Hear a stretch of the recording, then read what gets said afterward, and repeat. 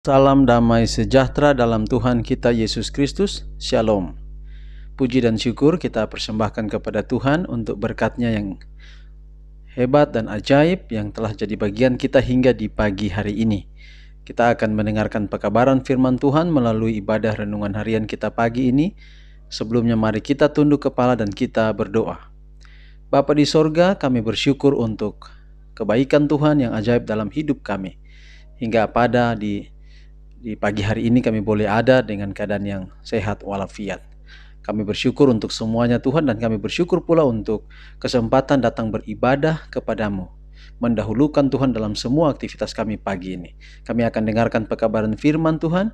Biarlah Tuhan akan menuntun kami dengan kuasa Roh Kudus-Mu pagi hari ini. Terpuji nama Tuhan, dalam nama Yesus kami berdoa. Amin.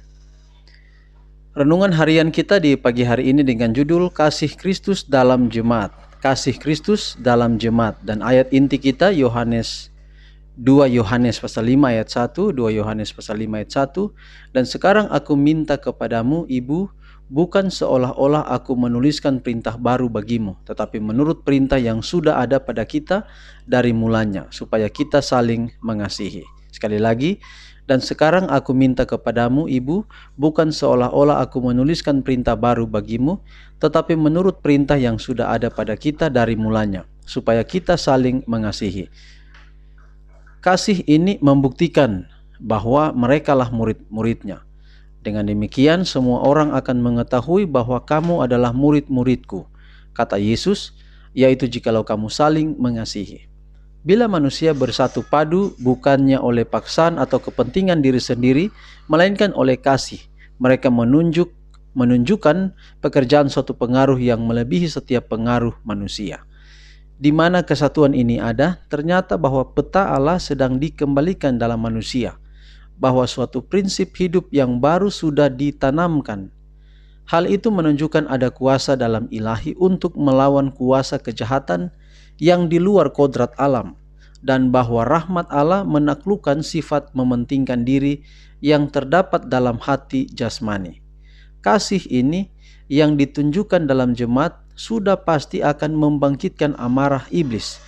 Kristus tidak memilih bagi murid-muridnya suatu jalan yang mudah saja. Jikalau dunia membenci kamu, katanya, ingatlah bahwa ia telah lebih dahulu membenci aku daripada kamu. Sekiranya kamu dari dunia, tentulah dunia mengasihi kamu sebagai miliknya. Tetapi kamu bukan dari dunia, melainkan aku telah memilih kamu dari dunia. Itulah sebabnya dunia membenci kamu. Ingatlah apa yang telah kukatakan kepadamu, seorang hamba tidaklah lebih tinggi daripada tuannya. Jikalau mereka telah menganiaya aku, mereka juga akan menganiaya kamu. Jikalau mereka telah menuruti firman-Ku, mereka juga akan menuruti perkataanmu. Tetapi semuanya itu akan mereka lakukan terhadap kamu karena namaku, sebab mereka tidak mengenal Dia yang telah mengutus aku. Injil harus disampaikan dengan pertempuran yang bersifat menyerang, di tengah-tengah pertentangan, bahaya, kerugian, dan penderitaan. Tetapi mereka yang melakukan pekerjaan ini hanya mengikuti langkah guru mereka. Kristus bersukaria bahwa ia dapat berbuat lebih banyak bagi para pengikutnya daripada yang dapat mereka minta atau pikirkan. Ia berbicara dengan jaminan, dengan mengetahui bahwa suatu titah yang maha kuasa telah diberikan sebelum dunia dijadikan. Ia mengetahui bahwa kebenaran yang dipersenjatai dengan kuasa Roh Kudus yang maha besar akan menang dalam pergumulan dengan kejahatan, dan bahwa panji yang berlumuran darah akan berkibar dengan penuh kemenangan atas para pengikutnya. Ia mengetahui bahwa kehidupan murid-muridnya yang percaya akan menjadi seperti kehidupannya, suatu rentetan kemenangan yang terus-menerus, tidak kelihatan sedemikian di dunia ini, tetapi diakui dalam keadaan demikian dalam dunia yang akan datang.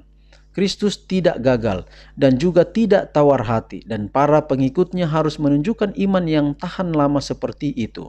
Mereka harus hidup sebagaimana ia hidup dan bekerja sebagaimana ia bekerja, sebab mereka bergantung padanya sebagai guru besar yang turut bekerja. Jadi saudara-saudara, kalau kasih Kristus ada dalam kehidupan jemaat, atau kalau kasih Kristus ada dalam kehidupan kita pribadi, keluarga, maka akan banyak hal yang akan kita lakukan.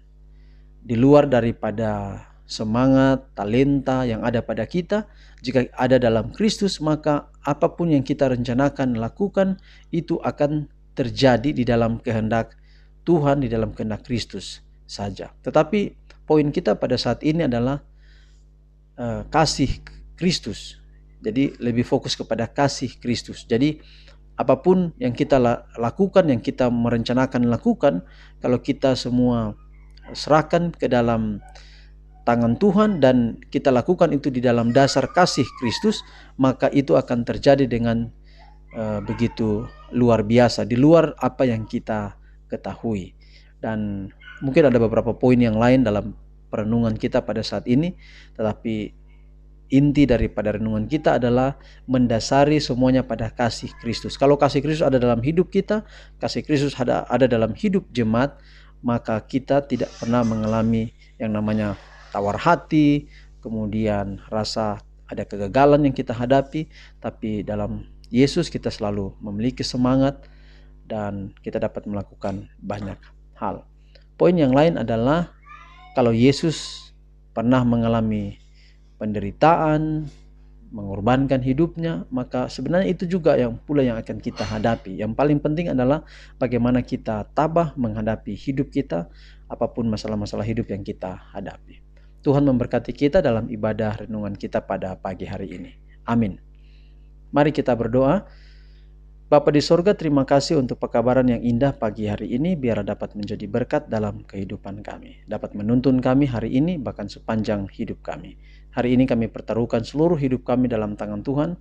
Peliharalah kami dengan kasih sayang Tuhan yang ajaib. Hamba berdoa menyerahkan seluruh pendengar audio dimanapun berada, biarlah Allah memberkati dalam setiap rencana, apapun yang dihadapi, problema apa saja yang dihadapi, biarlah semua dapat diatasi hanya di dalam Kristus saja.